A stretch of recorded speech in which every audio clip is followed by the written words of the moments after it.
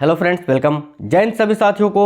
ये जो टॉपिक है साथियों, पादप जगत, आवृत्ति बीजी और अनावृत्ति बीजी पौधों से रिलेटेड पादप जगत के टॉप 72 क्वेश्चन इस वीडियो में आपको कराएंगे। ये वीडियो देखने के बाद आपको पादप जगत के बहुत सारे डाउट क्लियर हो जाएंगे। जितने क्वेश्चन आपके एग्जाम में पूछे जा सकते हैं सारा मैंने इंपॉर्टेंट और सिलेक्टेड क्वेश्चन इस वीडियो में ऐड कर दिया है। आप किसी भी गवर्नमेंट एग्जाम की तैयारी कर रहे हैं, सभी एग्जाम्स के लिए ये टॉपिक इंपॉर्टेंट है साथियों। इस टॉपिक से आपके 5 नंबर फिक्स हो जाएंगे।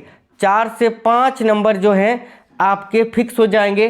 कोई भी एग्जाम हो, 4 से 5 नंबर आपके इस टॉपिक से पूछे ही जाते हैं। तो अंत तक देखिएगा, एक भी क्वेश्चन को स्किप नहीं करना है।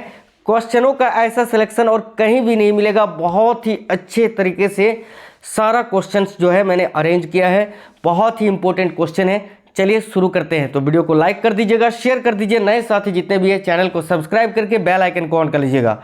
चलिए देखिएगा, पहला क्वेश्चन डायरेक्टली ये रही स्क्रीन पर, बिल्कुल सुपर फास्ट क्वेश्चंस को करेंगे। तो जड़ विहीन पादप इनमें से कौन सा है?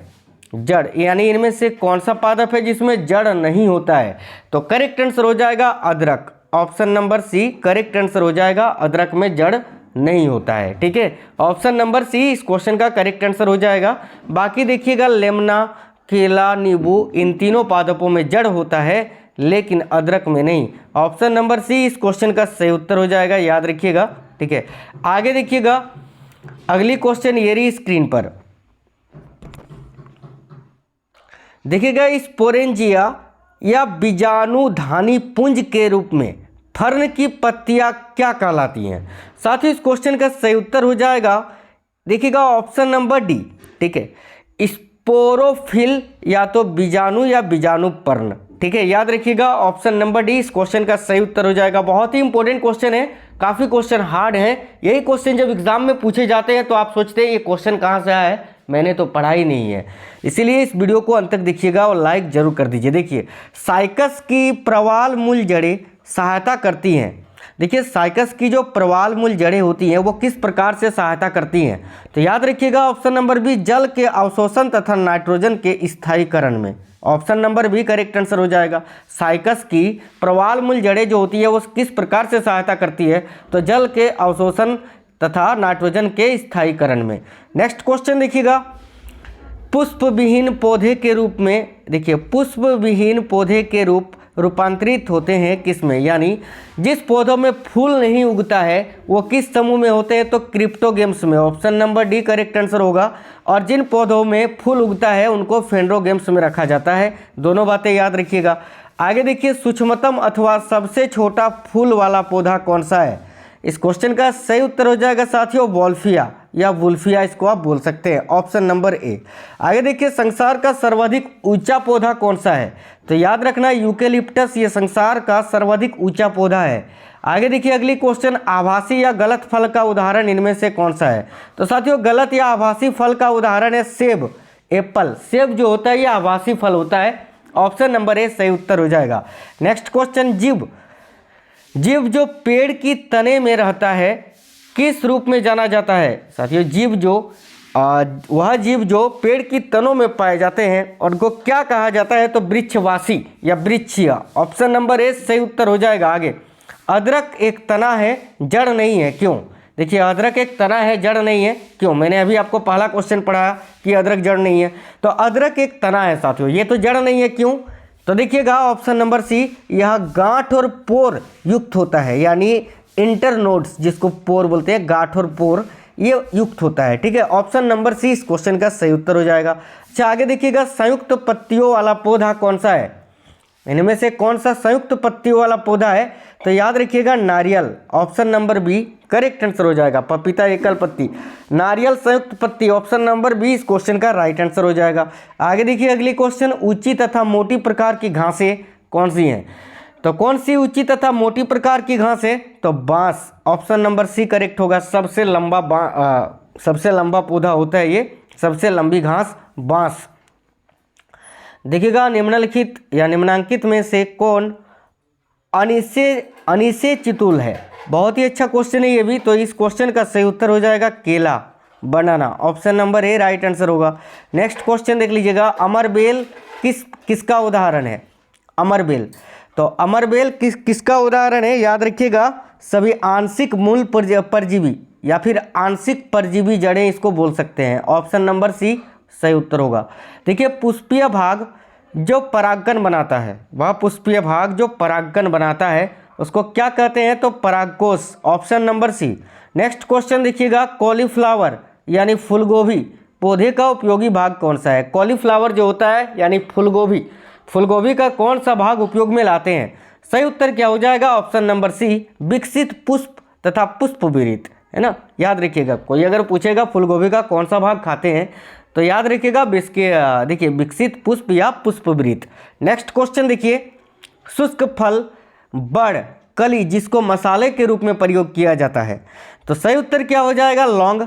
बिल्कुल ऑप्शन नंबर सी, लौंग, क्लोव, है ना, लौंग। नेक्स्ट क्वेश्चन, निम्नांकित में से किससे क्विनिन या क्विनॉन प्राप्त होता है। तो क्विनिन या क्विनॉन किससे प्राप्त होता है, सिनकोना की छाल से। सिनकोना ऑप्शन नंबर सी सही उत्तर हो गया। किस पौधे की छाल का प्रयोग चटनी, छौंक, बघार अथवा मसाले के रूप में होता है। किस पौधे की छाल का उपयोग, तो दालचीनी करेक्ट आंसर होगा। ऑप्शन नंबर ए, दालचीनी करेक्ट आंसर है। नेक्स्ट क्वेश्चन, धनिया यानी कोरिंडर का उपयोगी भाग कौन सा होता है। धनिया का कौन सा भाग हम उपयोग में लेते हैं, तो सही उत्तर क्या हो जाएगा, तो धनिया का पत्ता, एक धनिया पत्ता होता है और उसका शुष्क फल भी होता है। फल जो होता है ना, धनिया का जो फल होता है जिसको मसाले के रूप में प्रयोग करते हैं, ठीक है। एक हो गया शुष्क फल और एक हो गया पत्तियाँ, दोनों ही उपयोग में लेते हैं। ऑप्शन नंबर सी इस क्वेश्चन का सही उत्तर होगा। आगे देखिए, सामान्यतः मसाले में प्रयुक्त लौंग प्राप्त होता है किससे। लौंग किससे प्राप्त होता है, तो ये पुष्प की कली से प्राप्त होता है, फूल की कली से। ऑप्शन नंबर सी सही उत्तर होगा। आगे देखिए, हशीश पौधे से प्राप्त किया जाता है, ठीक है। हशीश जो है वो पौधे से प्राप्त किया जाता है। इसे पौधे के किस भाग से प्राप्त किया जाता है, तो सही उत्तर हो जाएगा ऑप्शन नंबर सी, पत्तियों तथा स्त्री पुष्प गुच्छ से, है ना, यानी इनफ्लोरेसेंस से। नेक्स्ट क्वेश्चन देखिएगा, पौधे के किस भाग से हल्दी प्राप्त की जाती है। यह भी क्वेश्चन काफ़ी इंपॉर्टेंट है। तो यह भी प्रकन से प्राप्त किया जाता है, प्रकन, तना जिसको बोलते हैं, जड़ नहीं। ऑप्शन नंबर बी इस क्वेश्चन का सही उत्तर हो जाएगा, तना। आगे देखिए, अदरक का विकसित रूप क्या होता है। अदरक का विकसित रूप, तो साथियों तना करेक्ट आंसर हो जाएगा। Option number D. एक ही क्वेश्चन कई बार कई टाइप से पूछा जाता है और आप जो पढ़ते हैं आपको वही याद रहता है, याद रखिएगा, तना। चलिए नेक्स्ट क्वेश्चन देखिए, तो कोमे से बीज कैसे होते हैं। कोमो से बीज जो होते हैं वो कैसे होते हैं, तो कोमो से बीज होते हैं लंबे रेशे वाले, लंबे रेशे युक्त, यानी ऑप्शन नंबर ए करेक्ट हो गया। आगे, एक पौधा जो बीजाणुओं द्वारा उत्पादित होता है, एक पौधा जो बीजाणुओं के द्वारा उत्पादित होता है, याद रखिएगा, फर्न होता है वो। Option number C, fern. आगे देखिए, किसूल का विकास पुष्पक्रम से हुआ है। देखिए, किसूल का विकास पुष्पक्रम से हुआ है, किसके पुष्पक्रम से, तो याद रखिएगा अन्नानस के। अन्नानस करेक्ट आंसर हो जाएगा, option number C, pineapple. Next question देख लीजिए, किस पौधे में रेशेदार जड़ें पाई जाती हैं। किस पौधे में रेशेदार जड़ें पाई जाती हैं, देखिएगा सही उत्तर हो जाएगा गेहूं में। गेहूं करेक्ट आंसर होगा, ऑप्शन नंबर ए। किस पौधे में रेशेदार जड़ें पाई जाती हैं, तो गेहूं में। Option number A correct answer हो जाएगा। नेक्स्ट क्वेश्चन देख लीजिए, पौधे की आयु का निर्धारण किसके द्वारा किया जाता है। तो पौधे की आयु का निर्धारण जो है वृद्धि कारक बलय के द्वारा किया जाता है। Option number C correct answer होगा। अनाज के खेतों का अध्ययन क्या कहलाता है, तो भाई अनाज के खेतों का अध्ययन क्या कहलाता है, याद रखिएगा agronomy. Option number B agronomy correct answer होगा। आगे, गाजर के नारंगी रंग का क्या कारण है। गाजर का देखिए, गाजर जो होता है वो नारंगी रंग का होता है, इसका कारण क्या है, तो इसका कैरोटीन युक्त होना, क्योंकि गाजर में कैरोटीन होता है और ये किस विटामिन का समृद्ध स्रोत होता है, तो विटामिन ए का। आगे देखिए, पुष्प का वह भाग जो परागकण के दौरान परागकण ग्रहण करता है। पुष्प का वह भाग कौन सा है जो परागकण के दौरान परागकण ग्रहण करता है, याद रखिएगा वर्तिकाग्र, जिसको स्टिग्मा बोलते हैं। नेक्स्ट क्वेश्चन, खाने योग्य तना जो भूमिगत पाया जाता है। खाने योग्य तना इनमें से कौन सा है जो भूमिगत पाया जाता है, याद रखिएगा अदरक। ऑप्शन नंबर ए इस क्वेश्चन का करेक्ट आंसर हो जाएगा। आगे देखिए नेक्स्ट क्वेश्चन, इनमें से भूमिगत तने का विकसित रूप क्या है। इनमें से भूमिगत तने का विकसित रूप कौन सा है, तो देखिएगा सही उत्तर क्या हो जाएगा, आलू। ये भी भूमि के अंदर रहता है लेकिन ये तना है। आलू करेक्ट आंसर होगा। आगे देखेंगे, किस पौधे में अपने जीवन काल के दौरान केवल एक बार ही पुष्प आता है? इनमें से वो कौन सा पौधा है जिसके अपने पूरे जीवन काल के दौरान केवल और केवल एक बार ही पुष्प आता है, यानी फूल आता है?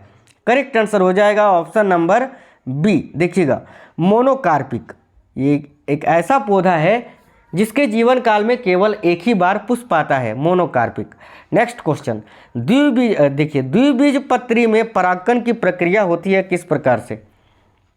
तो सही उत्तर हो जाएगा ऑप्शन नंबर सी, 4 रंध्र में, यानी 4 बीजांकुर से।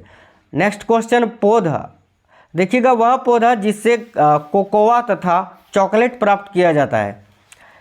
तो याद रखिएगा छोटा पेड़ से, छोटा पेड़ करेक्ट होगा option number C. Next question, resin किससे प्राप्त होता है? रेजिन, ये रेजिन जो है ये किससे प्राप्त होता है? याद रखिएगा सभी, शंकुधारी वन से। Option number B correct answer हो जाएगा। नारियल का पानी किसका उदाहरण है?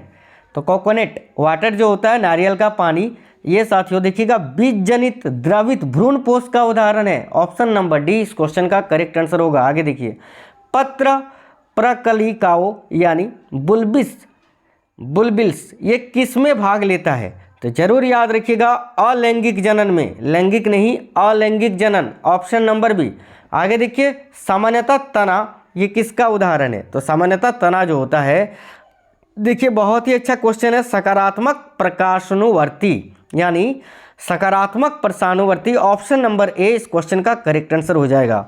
नेक्स्ट क्वेश्चन, मूल रोम यानी जड़ रेशे कहाँ से निकलते हैं?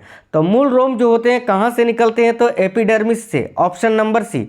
नेक्स्ट क्वेश्चन, किसमें युग्मकोविद को प्रोथेलस कहते हैं? किसमें युग्मकोविद को प्रोथेलस कहते हैं? तो याद रखिएगा टेरिडोफाइटा में। ऑप्शन नंबर ए सही उत्तर हो जाएगा, टेरिडोफाइटा।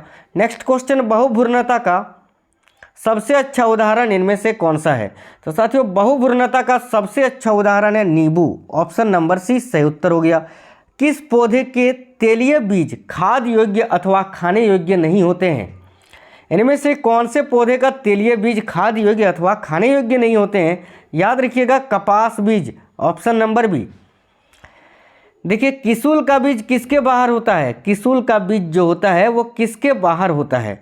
तो याद रखिएगा किसूल का बीज किसके बाहर होते हैं? तो स्ट्रॉबेरी के, strawberry. Option number A correct answer होगा। आगे देखिए, नागफनी को परिभाषित किया जाता है किस समूह में? तो नागफनी को किस समूह में? तो शुष्कोविद। Option number C correct answer हो जाएगा। याद रखिएगा साथियों शुष्कोविद में। देखिएगा, फर्न की अक्रेगोनियम स्त्रीधानी में कितने गर्भनाल कोशिकाएं होती हैं? फर्न की अक्रेगोनियम स्त्रीधानी में कितने गर्भनाल कोशिकाएं होती हैं? तो सही उत्तर हो जाएगा केवल एक, ऑप्शन नंबर ए। कौन आवृत्ति बीजी नलिका विहीन होते हैं? कौन आवृत्ति बीजी नलिका विहीन होते हैं, यानी नलिका नहीं होती है? तो सही उत्तर हो जाएगा, देखिएगा ऑप्शन नंबर बी, ट्रोकोडेंड्रॉन। याद रखिएगा ट्रोकोडेंड्रॉन। नेक्स्ट क्वेश्चन देखिए, मौस में जल का संवहन किसके द्वारा होता है? तो भाई मौस में जल का संवहन जो होता है वो पैरेन्काइमा के द्वारा होता है, यहाँ पर जाइलम नहीं होगा। वैसे पेड़ पौधों में जल का परिवहन जाइलम के द्वारा ही होता है, लेकिन मौस अगर पूछे ना, मौस में जल का संवहन जो है वो पैरेन्काइमा के द्वारा होता है। याद रखना, फर्न की पत्तियों पर भारित बीजाणुधानी क्या कहलाती है? तो फर्न की पत्तियों पर भारित बीजाणुधानी क्या कहलाती है? याद रखिएगा सौरस या बीजाणुधानी, यानी करेक्ट आंसर हो जाएगा option number C. Next question देखिए, एस्परजिलस का जनन उत्पादन अंग क्या है? तो एस्परजिलस का जनन उत्पादन अंग है ऑप्शन नंबर डी। देखिए परागकोश का एथ्रीडियम और ascogonium. Option number D correct होगा, वीवीआई क्वेश्चन है, याद रखिएगा साथियों। आगे देखिए, मक्का में परागकण किसके द्वारा होता है? तो देखिए मक्का में परागकण जो होता है वो किसके द्वारा होता है? तो वायु परागकण, है ना, वायु परागकण के द्वारा। आगे देखिए, कंपेनियन सेल यानी सहचर कोशिका किसके लिए अद्वितीय होती हैं? तो देखिएगा कंपेनियन सेल जो होते हैं, सहचर कोशिका, ये किसके लिए अद्वितीय होती हैं? तो आवृत्ति बीजी के लिए। ऑप्शन नंबर सी सही उत्तर होगा। नेक्स्ट क्वेश्चन, आलू एक किसका उदाहरण है? तो भाई आलू जो होता है साथियों, पोटैटो, ये तने का उदाहरण है। Option number B correct answer होगा। आगे देखिए, मैंग्रोव यानी सुंदरी वृक्ष या पौधे में क्या होता है? तो याद रखिएगा साथियों, मैंग्रोव में क्या होता है? तो श्वसनीय जड़ें होती हैं। Option number C. निम्न में से किस पौधे की जड़ों में गांठें होती हैं? इनमें से कौन सा पौधा है जिसके जड़ों में गांठ होती है? तो करेक्ट आंसर क्या हो जाएगा? दलहन पादपों में। दलहन पादप याद रखिए, ऑप्शन नंबर ए। देखिए, सहायक कंद किसे कहते हैं? सहायक कंद किसे कहते हैं? पर्णवृंद अथवा मुख्य तना में उपस्थित भ्रूणीय तना को। Option number C correct answer होगा, याद रखिएगा। आगे नेक्स्ट क्वेश्चन देख लीजिए, प्रकाश का भोजन निर्माण में उपयोग करने वाले प्राणी को किस नाम से जाना जाता है? तो प्रकाश का भोजन निर्माण में प्रयोग करने वाले प्राणी को किस नाम से जाना जाता है? तो स्वपोषी के नाम से। ऑप्शन नंबर ए स्वपोषी, याद रखिए। नेक्स्ट क्वेश्चन देखिए, निम्न में से किस में फूल आता है?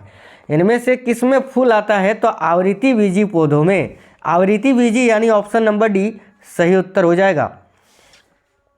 क्वेश्चन नंबर 60, समानांतर शिरा विन्यास किस में पाया जाता है? साथियों, समानांतर शिरा विन्यास जो होता है वो किस में पाया जाता है? तो एक पत्र बीजी पौधे में। ऑप्शन नंबर ए एक पत्र बीजी पौधे में। आगे देखेंगे, निम्नलिखित में से अनावृत्ति बीजी के संदर्भ में क्या सत्य नहीं है? तो देखिएगा, निम्नलिखित में से अनावृत्ति बीजी के संदर्भ में क्या सत्य नहीं है? तो ऑप्शन नंबर बी संवहनी गुच्छ की अनुपस्थिति होती है। याद रखना, ये जो है गलत है, ठीक है, क्योंकि ये संवहनी गुच्छ जो है इसमें उपस्थित होते हैं, न कि अनुपस्थित। ऑप्शन नंबर बी इस क्वेश्चन का आंसर हो गया। निम्न में से जिम्नोस्पर्म या अनावृत्ति बीजी के संदर्भ में क्या सही नहीं है?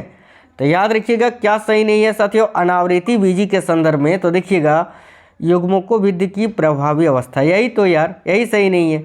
युग्मकोविद्धि की प्रभावी अवस्था, यही आंसर हो जाएगा, ऑप्शन नंबर ए। नेक्स्ट क्वेश्चन देखिए, पत्तियों में पत्रक मुख्य मध्य सिरा के किस तरफ व्यवस्थित होता है? तो पत्तियों में पत्रक मुख्य मध्य सिरा के किस तरफ व्यवस्थित होता है? तो यौगिक पत्ती में। ऑप्शन नंबर सी यौगिक पत्ती करेक्ट आंसर होगा। निम्नांकित में से किस प्रकार के पौधे सूर्य प्रेमी पौधे कहलाते हैं? तो निम्नलिखित में से या निम्नांकित में से किस प्रकार के पौधे सूर्य प्रेमी पौधे कहलाते हैं? ऑप्शन नंबर बी करेक्ट होगा, हेलोफाइटा, यानी सूर्य तापीय तापीय पादप जो होते हैं। नेक्स्ट क्वेश्चन देखिए, कासनी अथवा चिकोरी पाउडर जिसे कॉफी पाउडर के साथ मिश्रित किया जाता है, पौधे के निम्न में से किस भाग से प्राप्त किया जाता है? याद रखना, जड़ से, रूट। Option number D. प्याज बल्ब का एक उदाहरण है जो विकसित होता है किससे? तो प्याज ये तने से विकसित होता है ना, तना करेक्ट होगा, ऑप्शन नंबर ए। आगे देखिएगा, निम्न में से कौन प्रोटीन का सर्वोत्तम स्रोत है? इनमें से प्रोटीन का सर्वोत्तम स्रोत है सोयाबीन। ऑप्शन नंबर बी सही उत्तर हो जाएगा। हल्दी का विकसित रूप क्या है? तो हल्दी का विकसित रूप तना है ना, मैंने बताया था, तने का उदाहरण होता है ये प्रकंद। आगे देखिए, पौधे में पत्तियों का प्रबंधन अथवा व्यवस्थापन या विन्यास क्या कहलाता है? तो साथियों पर्ण विन्यास ये कहलाता है। ऑप्शन नंबर ए, पौधों में पत्तियों का प्रबंधन अथवा व्यवस्थापन या विन्यास क्या कहलाता है? तो पर्ण विन्यास। नेक्स्ट क्वेश्चन, निम्नांकित में से द्विपत्र बीज कौन सा उदाहरण है? देखिएगा, इनमें से कौन सा द्विपत्र बीज का उदाहरण है? तो दाल करेक्ट आंसर हो जाएगा। चावल, गेहूं, मक्का ये सभी एकल बीज होते हैं, लेकिन दाल ये द्विपत्र बीज का उदाहरण है। आगे देखिए, गेहूं एक क्या है? तो गेहूं कुल का पौधा साग कुल में आते हैं। ऑप्शन नंबर बी साग करेक्ट आंसर होगा साथियों। चलिए, thanks for watching this video. सभी लोग लाइक कर दीजिए, शेयर कर दीजिए, नए साथी कोई भी है चैनल सब्सक्राइब कर लीजिएगा। साथियों टॉपिक वाइज इसी तरह के वीडियो, डेली लाइव क्लासेस और अनलिमिटेड वीडियोस के लिए चैनल को सब्सक्राइब कर लीजिए। किसी भी गवर्नमेंट एग्जाम की आप तैयारी कर रहे हैं, सभी एग्जाम की प्रिपरेशन यहाँ पर कराई जाती है। तो वीडियो को लाइक कर दीजिए, शेयर कर दीजिए और चैनल को जरूर सब्सक्राइब करके बेल आइकन को ऑन कर लीजिएगा। ये वीडियो कैसा लगा है कमेंट बॉक्स में कमेंट करके जरूर बताइए, लाइक कर दीजिएगा। मिलते हैं अगली वीडियो में, तब तक के लिए जय हिंद, वंदे मातरम।